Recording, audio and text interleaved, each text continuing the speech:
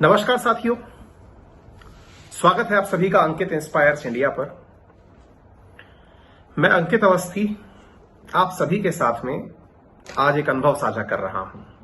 जैसा कि मैंने आप सबसे कहा था कि वीकेंड पे जैसे ही फुर्सत मिलेगी मैं एक फिल्म देख के आना चाहूंगा, और मैं एक फिल्म देख कर आया। फिल्म का नाम था कश्मीर फाइल्स।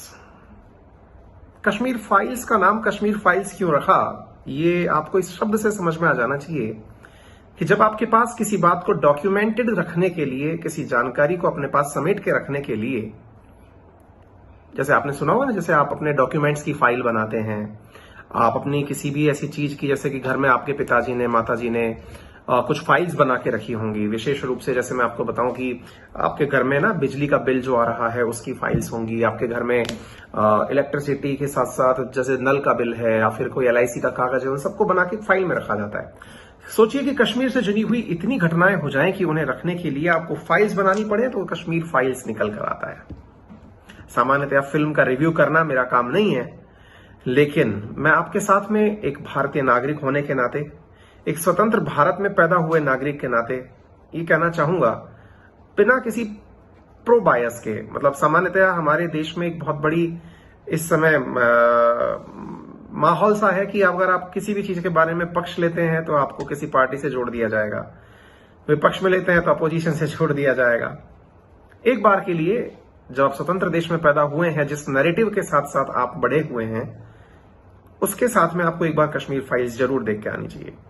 मैं विशेष रूप से विद्यार्थी वर्ग से यह आह्वान करूंगा कि आप जरूर एक बार कश्मीर फाइल्स जो फिल्म है उसे जरूर देखें। आप पूछेंगे कि सर ऐसा क्यों कह रहे हैं आप, हमें क्यों देखनी चाहिए? देखिए, क्या है कि कहते हैं कि आप अपना भविष्य कैसा देखना चाहते हैं, यानी कि हिंदुस्तान को आप किस रूप में देखना चाहते हैं। इसके लिए जरूरी है कि हिंदुस्तान का जो युवा है वो अपने मन में किस प्रकार की सोच रखता है।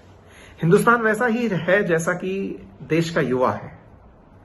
आज युवा के मन में सोच है कि मुझे राष्ट्र को बहुत आगे ले जाना है, राष्ट्र के सम्मान की बातें करनी है, राष्ट्र के विकास की बातें करनी है, सत्कार की बातें करनी है। तो निश्चित ही राष्ट्र भविष्य में वैसा ही दिखाई देगा, क्योंकि भारत बहुत खुशनसीब है जहां पर अधिकांश पॉपुलेशन जो है, अधिकांश मतलब मेजॉरिटी जो है, वो युवा वर्ग की है। और युवा का आजकल भारत में कोई सीमा नहीं है कि किस उम्र तक के लोगों को युवा कहा जाएगा।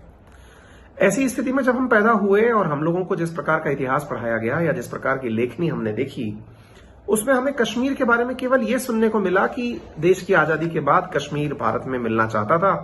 हमें हरि सिंह की बात याद आती है कि वो भारत में मिलना चाहते थे, पाकिस्तानियों ने उसके ऊपर इन्वेड कर दिया, और इन्वेड करने के बाद से हमें लगता है कि जो सो कॉल्ड यूनाइटेड नेशंस के अंदर नेहरू जी का जाना हुआ कि कभी भविष्य में हम कश्मीर के अंदर प्लेबिसाइट करवाएंगे, और हर भारतीय इस वजन को लेकर जी रहा है कि कश्मीर के अंदर जब जनमत संग्रह की बात बोली हुई है तो क्यों नहीं करवाया गया। ये तमाम बातें जो आपके आधुनिक इतिहास में आपको पढ़ाई गई, आधुनिक इतिहास में जिन बातों को आप तक पहुंचाया गया, मैं चाहूंगा कि आप एक बार कश्मीर फाइल्स जरूर देखें। आपको ये समझ में आएगा कि कश्मीर कश्मीर कैसे बना, कश्मीर कश्मीर कैसे बना, क्यों उसे दुनिया का स्वर्ग कहा जाता है। आप में से बहुत से लोगों के मन में केवल इतना ही विचार होगा कि दुनिया का स्वर्ग इसलिए कहा जाता है, धरती का स्वर्ग इसलिए कहा जाता है क्योंकि वहां हिमालय है। हिमालय तो जनाब कश्मीर से शुरू होकर के आपके ले जाओ अरुणाचल प्रदेश तक है। तो ऐसी स्थिति में उसी जगह को क्यों कहा गया? बहुत सारी खूबसूरत, कंचनजंगा हमारी बहुत सारी खूबसूरत पहाड़ियां लेकर बैठी हुई है, सिक्किम बहुत खूबसूरत है, हिमाचल बहुत खूबसूरत है, उत्तराखंड बहुत खूबसूरत है, जो सबसे ऊंची पर्वत चोटी है माउंट एवरेस्ट वो नेपाल में है, वो बहुत खूबसूरत है। फिर कश्मीर के साथ ही ऐसी चीज क्यों जुड़ी, मतलब इसे क्यों इस तरह का गौरव प्राप्त हुआ? क्यों शंकराचार्य जी ने जाकर के वहां तपस्या करी? क्यों ऋषि कश्यप ने जाकर के वहां तपस्या करी? क्यों पंचजन्य जैसे, पंचतंत्र जैसी किताबें वहां लिखी गई? ये आपको आज कश्मीर फाइल देख करके समझ में आनी चाहिए, जाना चाहिए। आपको वो नैरेटिव भी समझना चाहिए कि किस प्रकार से एक भारतीय युवा जिसने आजादी के बाद जन्म लिया, जिसने कश्मीरी पंडितों के विस्थापन को केवल अखबारों की सुर्खियों में या चुनाव के वादों में सुना, जिसने कश्मीरी पंडितों की व्यथा को केवल इस तरह से सुना कि हाँ कोई रहा होगा परेशान, देख के आना चाहिए। एक ऐसे देश में विद्यार्थियों को अवश्य रूप से देख के आना चाहिए जहां पर सेक्युलरिज्म को लेकर के बहुत वाद विवाद होता है। एक ऐसे देश में विद्यार्थियों को जरूर उस फिल्म को देख के आना चाहिए जहां पर देश में अल्पसंख्यक शब्द का उपयोग राजनीतिक पार्टियों के द्वारा अपने अपने परिप्रेक्ष्य के हिसाब से कर लिया जाता है। सेक्युलरिज्म और अल्पसंख्यक एक दूसरे के सिनोनिम हो रखे हैं कि अल्पसंख्यकों के हितों की बात करना ही सेक्युलरिज्म है। यह हमारे बीच की धारणाओं में घर कर दिया गया है। आपको यह फिल्म जरूर देख के आनी चाहिए।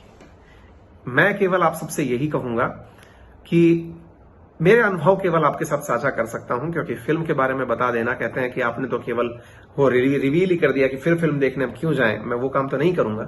मैं मेरे अनुभव आपसे साझा कर सकता हूं कि मैंने ऐसी झकझोर देने वाली फिल्म अब तक के अपने जीवन में तो नहीं देखी, जिसने मुझे सोचने पर विवश किया हो, एक बार फिर से ये सोचने पर विवश किया हो कि क्यों नहीं अभी तक इस बारे में इतनी चर्चाएं हुई। क्यों भारतीय बालक विद्यार्थी अपने किसी भी किताब में इस घटना के ऊपर 2 पंक्ति भी लिखी हुई नहीं देखता। क्यों किसी भी राजनेता के बयान में इस बारे में चर्चा नहीं आती। जरूर देख के आना चाहिए।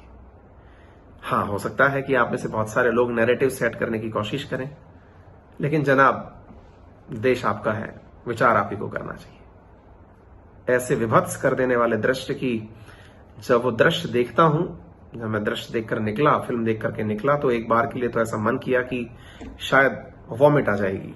इतना घबरा देने वाला दृश्य कि इंसान इतनी ज्यादा भी ज्यादती कर सकता है। जरूर देखिए। कश्मीरी पंडितों के ऊपर एक फिल्म बनी है। उस फिल्म के नाते ही सही एक युवा पीढ़ी इस बात को समझ पाए कि हाँ, हमारे समाज के कुछ लोग बहुत परेशान हुए हैं। जरूर देख के आनी चाहिए। मैं रिकमेंड करूंगा आप उसे जरूर देखें। केवल इतना ही रिव्यू कर सकता हूं कि मैंने वो फिल्म देखी है।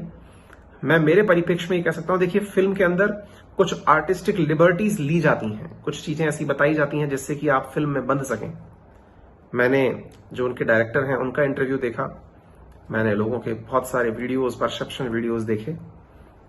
कश्मीर फाइल्स के बारे में अगर मैं कुछ बोलने लगूंगा तो फिर स्पॉइलर कहलाएगा, आपको फिल्म देखने का मजा खत्म हो जाएगा। लेकिन मैं अपने द्वारा केवल इतना कह सकता हूं कि भारत में अगर आपको वाकई में सेक्युलरिज्म शब्द का सही उपयोग सीखना है, देश के अंदर समानता की बातें करनी है, देश के अंदर आजादी की बातें करनी है, देश के अंदर उस प्रकार के परिप्रेक्ष्य में जीना है जिस समय पर भारत अल्पसंख्यक और सेक्युलरिज्म के बीच में अंतर करना भूल गया है, तो आपको जरूर ये फिल्म देखकर आनी चाहिए। केवल मैं इतना ही कह सकता हूं। फिलहाल के लिए इतना ही। अपना ख्याल रखें। धन्यवाद।